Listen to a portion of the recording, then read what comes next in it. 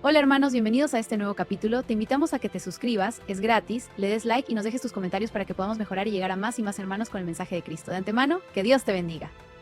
Pasión de nuestro Señor Jesucristo, según San Mateo, capítulo 27, del 11 al 54. Jesús compareció ante el procurador, Poncio Pilato, quien le preguntó: ¿Eres tú el rey de los judíos? Jesús respondió: Tú lo has dicho. Pero nada respondió a las acusaciones que le hacían los sumos sacerdotes y los ancianos. Entonces le dijo Pilato: ¿No oyes todo lo que dicen contra ti? Pero él nada respondió, hasta el punto de que el procurador se quedó muy extrañado. Con ocasión de la fiesta de la Pascua, el procurador solía conceder a la multitud la libertad del preso que quisieran. Tenían entonces un preso famoso, llamado Barrabás.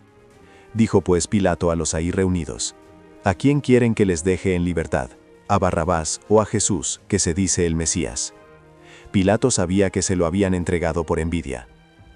Estando él sentado en el tribunal, su mujer mandó decirle: No te metas con ese hombre justo, porque hoy he sufrido mucho en sueños por su causa.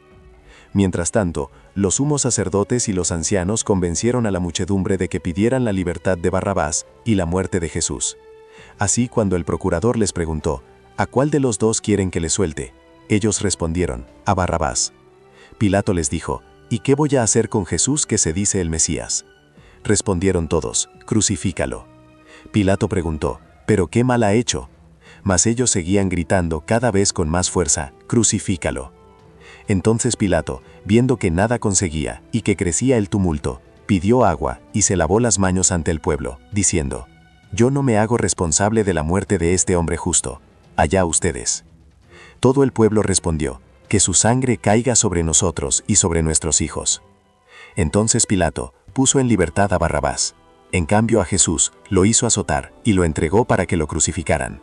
Los soldados del procurador llevaron a Jesús al pretorio y reunieron alrededor de él a todo el batallón. Lo desnudaron, le echaron encima un manto de púrpura, trenzaron una corona de espinas y se la pusieron en la cabeza. Le pusieron una caña en su mano derecha, y arrodillándose ante él, se burlaban diciendo: «¡Viva el rey de los judíos!», y le escupían. Luego, quitándole la caña, lo golpeaban con ella en la cabeza. Después de que se burlaron de él, le quitaron el manto, le pusieron sus ropas y lo llevaron a crucificar. Al salir, encontraron a un hombre de Cirene, llamado Simón, y lo obligaron a llevar la cruz. Al llegar a un lugar llamado Gólgota, es decir, lugar de la calavera, le dieron a beber a Jesús vino mezclado con hiel. Él lo probó, pero no lo quiso beber. Los que lo crucificaron se repartieron sus vestidos, echando suertes, y se quedaron sentados ahí para custodiarlo. Sobre su cabeza pusieron por escrito la causa de su condena: Este es Jesús, el rey de los judíos.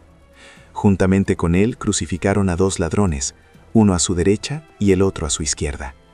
Los que pasaban por ahí lo insultaban, moviendo la cabeza y gritándole: «Tú que destruyes el templo y en 3 días lo reedificas, sálvate a ti mismo. Si eres el Hijo de Dios, baja de la cruz». También se burlaban de él los sumos sacerdotes, los escribas y los ancianos, diciendo: «Ha salvado a otros y no puede salvarse a sí mismo. Si es el Rey de Israel, que baje de la cruz y creeremos en él». Ha puesto su confianza en Dios, que Dios lo salve ahora, si es que de verdad lo ama, pues él ha dicho: «Soy el Hijo de Dios». Hasta los ladrones que estaban crucificados a su lado lo injuriaban.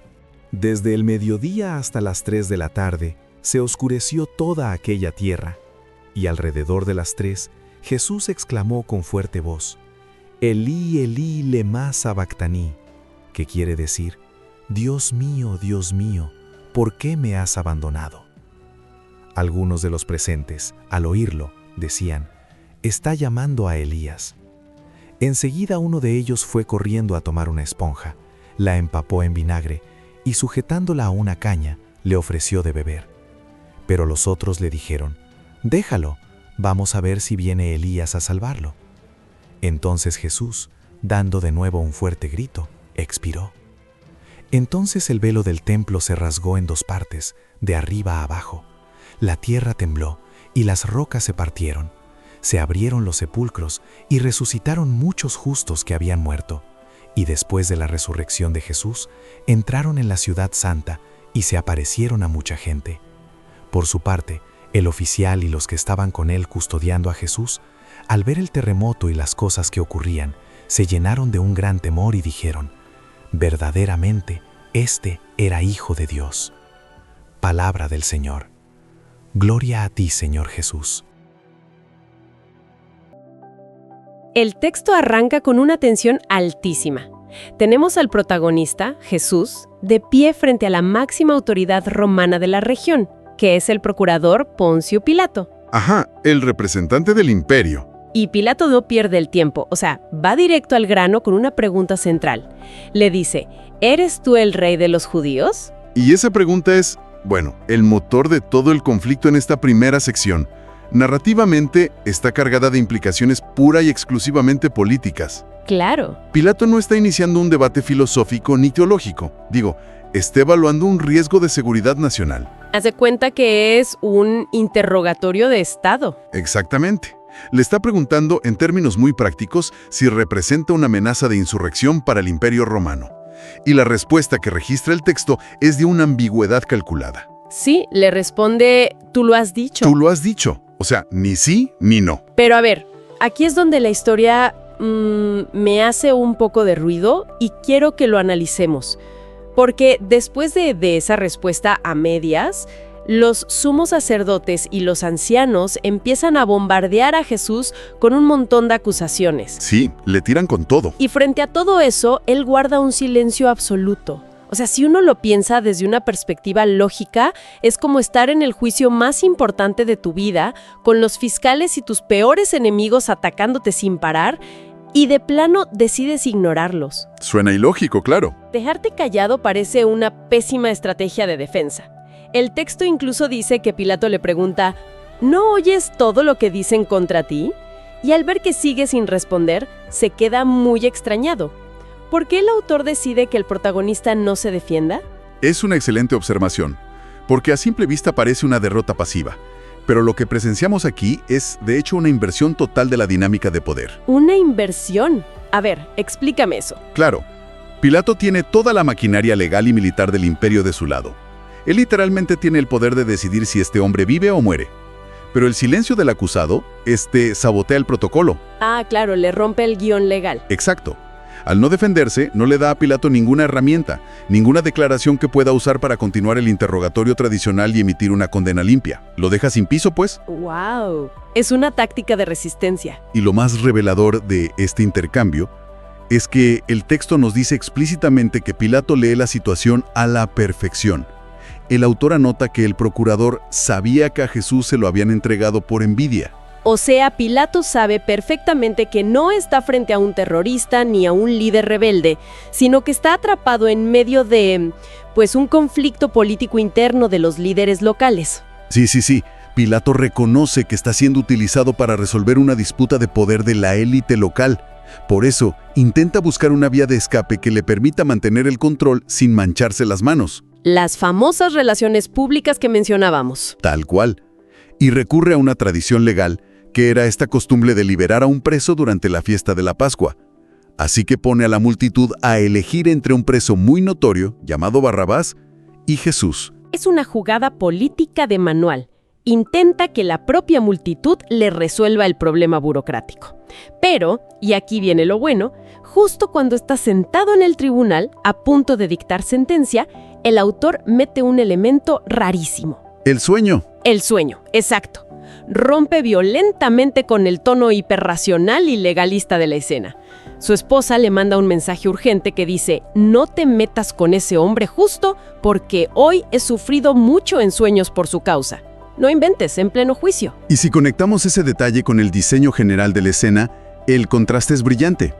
Por un lado tienes este tribunal romano, o sea, un espacio de poder institucional, dominado por reglas, burocracia y cálculos políticos en frío. Puro papeleo y estrategia. Sí, y de repente irrumpe una advertencia que proviene del mundo doméstico, de lo intuitivo y lo místico. Un sueño. ¡Qué locura! Y es fascinante notar que en todo este proceso legal lleno de, expertos religiosos y legales, la única persona que declara la inocencia del protagonista es alguien totalmente ajeno al conflicto político. Su esposa, basada en una pesadilla. Está cañón pensar en ese nivel de presión para Pilato. Pero al final, a pesar de esa advertencia con tintes de thriller psicológico, la maquinaria política no se detiene, ¿verdad? No, para nada. La turba ya está en movimiento. El texto detalla cómo los sumos sacerdotes operan tras bambalinas, moviendo los hilos para convencer a la muchedumbre. Cuando Pilato hace la pregunta oficial sobre a quién debe soltar, la multitud entera grita a Barrabás. Ajá, el caos absoluto. Pilato, que ya se nota acorralado en su propia trampa legal, les pregunta qué debe hacer entonces con Jesús. Y la respuesta unánime es crucifícalo. Y cuando él intenta meter algo de razón preguntando qué mal ha hecho, la respuesta de la masa no es un argumento. No hay lógica ahí. Es puro volumen. Gritan cada vez con más fuerza. Lo que el autor de Mateo nos está entregando aquí es un retrato magistral y francamente aterrador de la histeria colectiva. Totalmente de acuerdo. Es un estudio de cómo se manufactura el consenso y de cómo el pensamiento crítico simplemente desaparece dentro de una turba. Pilato se da cuenta de que la lógica ya no sirve de nada, o sea, cede ante el miedo a un motín inminente. El miedo al desorden, claro. Exacto. Y aquí es donde presenciamos una de las imágenes más icónicas y cínicas del relato. Pilato pide agua y se lava las manos a la vista de todo el pueblo. Es la estrategia definitiva de control de daños. Como decíamos, relaciones públicas en su máxima expresión. Les dice, en otras palabras, yo soy la autoridad suprema, pero me declaro inocente de esta ejecución. Es su problema. Tal cual. Intenta limpiar su culpabilidad legal y moral con un gesto súper teatral. Pero la reacción de la multitud es lo que sella el destino de esta historia. ¿Qué responden? Responden gritando que su sangre caiga sobre nosotros y sobre nuestros hijos. O sea, el pueblo completamente absorbido por la manipulación de sus líderes, asume de manera voluntaria una culpa intergeneracional. ¡Qué fuerte! Este es el punto de no retorno narrativo. La autoridad legal abdica de su responsabilidad. Suelta a Barrabás, manda a azotar a Jesús y lo entrega para ser crucificado. Y es súper fascinante cómo esa abdicación de la responsabilidad de Pilato abre la puerta al caos total. O sea, en el momento en que la autoridad legal se lava las manos, la ley desaparece y entra la brutalidad pura. Sí, la violencia sin filtros. Y el cambio de escenario en el texto es asfixiante. Pasamos de un espacio público y abierto a la clausura del pretorio. Los soldados de Pilato reúnen a todo el batallón, cientos de hombres alrededor de él. Lo acorralan. Sí, lo desnudan, le ponen un manto de púrpura, le tejen una corona de espinas y le ponen una caña en la mano derecha. Luego se arrodillan haciendo reverencias grotescas y gritando ¡Viva el rey de los judíos! Y para rematar, le escupen y lo golpean en la cabeza con la misma caña. Es una escena muy gráfica. Pero a ver, aquí necesito detener la historia de nuevo porque esto no me cuadra. Digo, el Imperio Romano era la máquina militar más eficiente y letal del mundo antiguo. Cierto. ¿Por qué un batallón entero de soldados profesionales y endurecidos perdería tiempo, energía y recursos en armar toda esta obra de teatro grotesca con un condenado a muerte? O sea, no es solo ejecutar a alguien, es armar un circo. Suena a un desperdicio de esfuerzo total. Esa disonancia que notas es clave. Porque no es un desperdicio de energía. Es una estrategia imperial. Lo que el texto describe no es simple brutalidad aleatoria. Ah, no. No. Es una pedagogía de la crueldad cuidadosamente diseñada. El Imperio Romano no solo necesitaba eliminar físicamente a los disidentes, necesitaba aniquilar la idea que representaban. Ok, destruir el símbolo. Exacto. A Jesús se le acusaba de ser rey. Entonces los soldados no solo lo van a matar, van a desmantelar psicológicamente ese título. Usan el manto de púrpura, la corona de espinas y el cetro de caña para convertir la realeza en una broma patética. ¡Wow! Es un mensaje para los demás. Totalmente. El objetivo de este teatro es que cualquier persona que considere desafiar al imperio vea esto y entienda que la rebelión no termina en un martirio glorioso, sino en la humillación más absoluta y ridícula. Te quitan hasta la dignidad de morir con honor. Y el hecho de que esto ocurra dentro del pretorio, que era la fortaleza y cuartel general romano, pues subraya el aislamiento del personaje. Está completamente a merced de la maquinaria del imperio sin ninguna escapatoria posible. Es la deconstrucción total de la identidad pública antes de la muerte física. Está brutal. Y bueno, después de esta sesión de tortura escénica, el texto nos dice que le quitan el manto, le devuelven su propia ropa y lo llevan hacia la ejecución. Así es, rumbo al Gólgota. Sí, en el camino obligan a un hombre, llamado Simón de Cirene, a cargar la cruz y finalmente llegan a este lugar llamado Gólgota, que el autor traduce como el lugar de la calavera. Es un escenario súper ominoso. Muy oscuro, sí. Y justo antes de clavarlo en la cruz, ocurre algo muy sutil, pero sumamente específico. Le ofrecen vino mezclado con hiel. Él lo prueba, pero se niega a beberlo. ¿Cuál es la función narrativa de este detalle tan minucioso? O sea, ¿por qué incluirlo? Ese detalle es la llave para entender la agencia del personaje en este momento de la historia.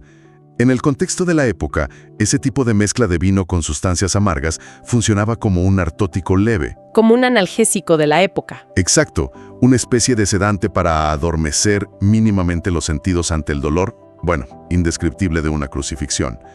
Al probarlo y rechazarlo, la narrativa nos indica que el protagonista está tomando una decisión activa. O sea, quiere estar consciente. Se niega a que le nublen la mente. Está eligiendo enfrentar el clímax de su ejecución, el dolor físico y la humillación, con una lucidez y una conciencia absolutas. No hay evasión, hay una aceptación total de la realidad del momento. Entonces llega a la cruz con esa lucidez inquebrantable. Y aquí noto algo que me parece un acierto narrativo enorme. Cuando lo crucifican, el texto casi no menciona la sangre, los clavos o, digamos, el aspecto médico del dolor. Es verdad, se omite casi por completo. La cámara de la historia, por así decirlo, no busca el gore. Se enfoca casi exclusivamente en el despojo social y la humillación. Los soldados se sientan a vigilarlo y echan suertes para repartirse su ropa. Encima de su cabeza colocan un letrero que oficializa el cargo «Este es Jesús, el Rey de los Judíos». Y además lo crucifican entre dos ladrones. Es que el objetivo de la crucifixión antigua era precisamente ese, la muerte social antes que la biológica. Al repartirse su ropa, los soldados le están quitando el último vestigio de su identidad personal. Ya no es dueño de nada. De nada. El condenado ya no es dueño ni de los trapos que lo cubren. Se ha convertido en un objeto de botín. Y el letrero es el toque final de la ironía romana que mencionábamos antes. La burla institucional. Sí, proclaman su título real exactamente en el momento en que está colgado desnudo y agonizando. Es una advertencia visual para cualquiera que pase por ahí. Y el tormento no viene solo del sistema penal romano. La reacción del público que pasaba por ahí es lo que hace que esta escena se sienta extrañamente contemporánea. Muy actual. Demasiado. El texto dice que los que pasaban movían la cabeza y lo insultaban diciéndole: «Tú, que destruyes el templo y en 3 días lo reedificas, sálvate a ti mismo. Si eres el Hijo de Dios, baja de la cruz». Es una locura cómo esto se lee exactamente igual a las dinámicas actuales de los comentarios de odio masivo. La cultura de la cancelación. Exacto, la cultura de la cancelación en Internet, pero llevado al mundo físico extremo. Es una turba anónima exigiendo una prueba milagrosa, pidiéndole que haga un truco de magia para probar su valor justo en el instante de su mayor vulnerabilidad. Cero empatía, pura burla. Y el ataque más punzante no viene de esa turba anónima, sino de la élite intelectual y religiosa. El autor se encarga de detallar que los sumos sacerdotes, los escribas y los ancianos... Los guardianes de la cultura, o sea. Exactamente. Ellos también se unen a la burla. Pero ellos no exigen trucos de magia. Ellos hacen un ataque ideológico directo. Usan la propia fe y las enseñanzas del protagonista como un arma en su contra. ¡Ah, qué golpe tan bajo! Le gritan: «Ha puesto su confianza en Dios, que Dios lo salve ahora, si es que de verdad lo ama». Intentan destruir su integridad espiritual. Y bueno, para cerrar el círculo, el texto anota que hasta los 2 ladrones que estaban crucificados a su lado lo injuriaban de la misma manera. Es un mapa de aislamiento perfecto, milimétricamente trazado por el autor. Piénsalo así. El poder imperial y político lo tortura físicamente. Sí.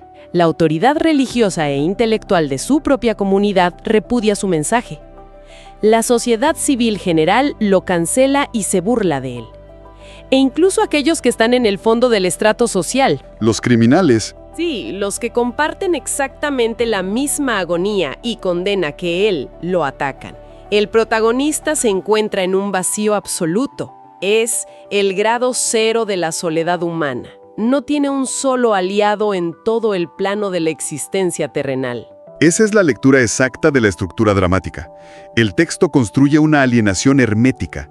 Ha sido expulsado del mundo humano, por completo. De plano. Y es precisamente en este punto, cuando el rechazo humano llega a su límite máximo, que la narrativa da un giro drástico hacia otro nivel. Ya que los humanos le han dado la espalda, el entorno físico, o sea, la naturaleza misma, comienza a reaccionar ante lo que está ocurriendo.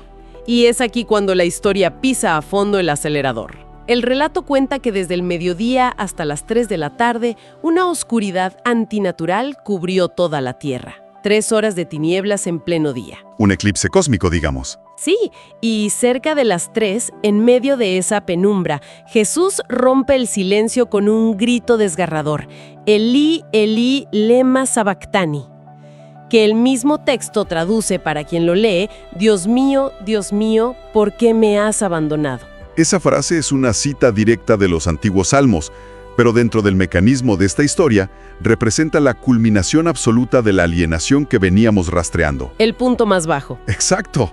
Ya no solamente el abandono por parte del sistema, de su cultura o de sus compañeros, es la profunda y aterradora experiencia del abandono divino. Es el momento de máxima oscuridad interna y externa. Y lo que le inyecta una capa extra de tragedia a este instante es la sordera y el cinismo de los que están presenciando la escena. Sí, la incomprensión de la multitud es tristísima, especialmente si la analizas como un recurso narrativo.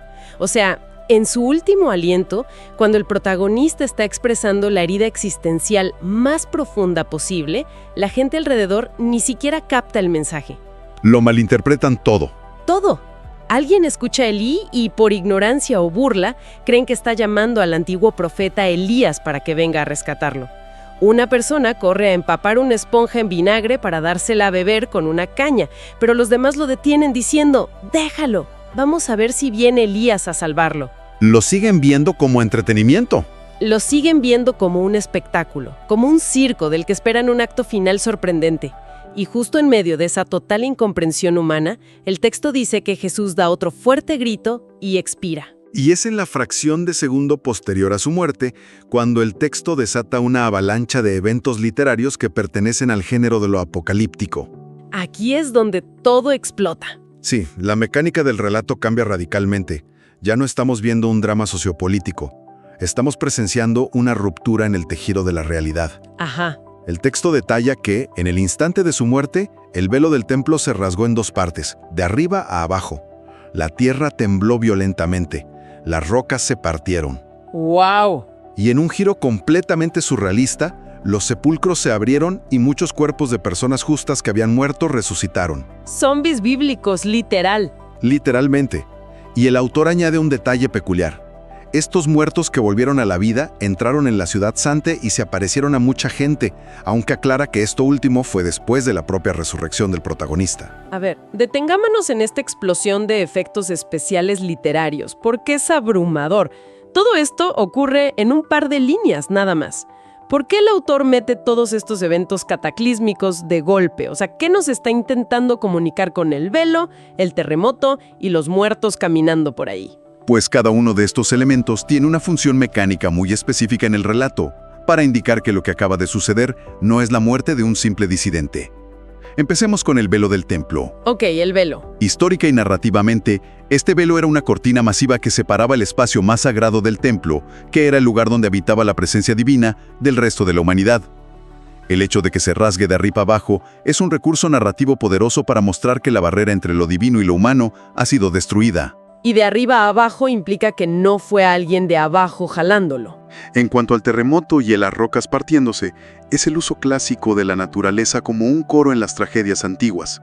Ah, claro, como si la tierra hablara. Sí, cuando la humanidad se vuelve sorda, ciega, e incapaz de reaccionar adecuadamente ante la injusticia que están presenciando, la creación misma tiene que gritar, convulsionarse y romperse para reconocer la magnitud del evento. Se me pone la piel chinita. Y la resurrección de los muertos es la señal apocalíptica por excelencia. Significa que la muerte de este hombre fue tan poderosa que logró fracturar el dominio de la muerte misma, filtrando vida hacia el pasado. Es decir, es como si, ante la incapacidad total de la sociedad humana de entender lo que acaban de hacer, la Tierra misma tuviera que convulsionarse para dejarlo claro. Y esto nos lleva a la reacción final de la escena, que para mí es el giro más brillante de todo el texto. El centurión. El centurión. Después del grito, del terremoto y de la oscuridad, el oficial romano y los guardias que estaban con él custodiando la cruz entran en pánico. Estos son los mismos hombres del sistema que horas antes le pusieron la corona de espinas, le pegaron y lo humillaron en el pretorio. Y el texto dice que, al ver el terremoto y todo lo que ocurría, se llenaron de un gran temor y exclamaron: verdaderamente este era hijo de Dios. Si hacemos una síntesis de esta exploración textual que acabamos de realizar, el arco del relato es de una sofisticación tremenda. Sí, es un diseño perfecto. Comenzamos en un tribunal burocrático, con un juicio político marcado por el cinismo y un liderazgo religioso que manipula a las masas para mantener su estatus. Pasamos por una deconstrucción exhaustiva y brutal de la identidad y la dignidad del protagonista a manos del Estado. La muerte social. Ajá. Y desembocamos en un clímax que rompe las fronteras de lo biológico para entrar en un cataclismo cósmico, donde el mundo físico se quiebra para responder a la ejecución. Hay una reflexión ineludible en todo esto para quienes nos escuchan, una ironía narrativa brillante y al mismo tiempo súper brutal. Sí. A lo largo de todo el relato, los líderes intelectuales, los expertos religiosos y el pueblo mismo, o sea, las personas que compartían la cultura, el idioma y la herencia del protagonista, fueron quienes lo rechazaron. Los suyos, pues. Los suyos. Fueron ellos quienes lo entregaron por envidia, quienes exigieron su sangre y quienes utilizaron sus propias creencias para burlarse de él mientras agonizaba. Estaban absoluta y profundamente ciegos a la realidad de lo que tenían enfrente. Y el contraste es fuertísimo. Exacto, porque al final de este guión maestro son los soldados del imperio invasor, los verdugos profesionales que diseñaron su humillación y ejecutaron la orden fríamente, quienes al sentir la tierra temblar bajo sus botas, logran abrir los ojos. Son los forajidos a la historia cultural del protagonista quienes pronuncian la única conclusión certera del relato. Verdaderamente, este era hijo de Dios. Cuestionar cómo el poder institucional, las expectativas que nos creamos y nuestros propios prejuicios culturales pueden llegar a cegarnos por completo ante la verdad, incluso cuando está colgando justo frente a nuestros ojos. Es una advertencia que sigue vigente, de plano. Totalmente. Ha sido un recorrido alucinante por los engranajes de un texto milenario. Es increíble cuando uno lee estas historias con una mirada quirúrgica y encuentra una profundidad narrativa tan actual. Muchísimas gracias por acompañarnos en este análisis y nos escuchamos en la próxima Inmersión Profunda.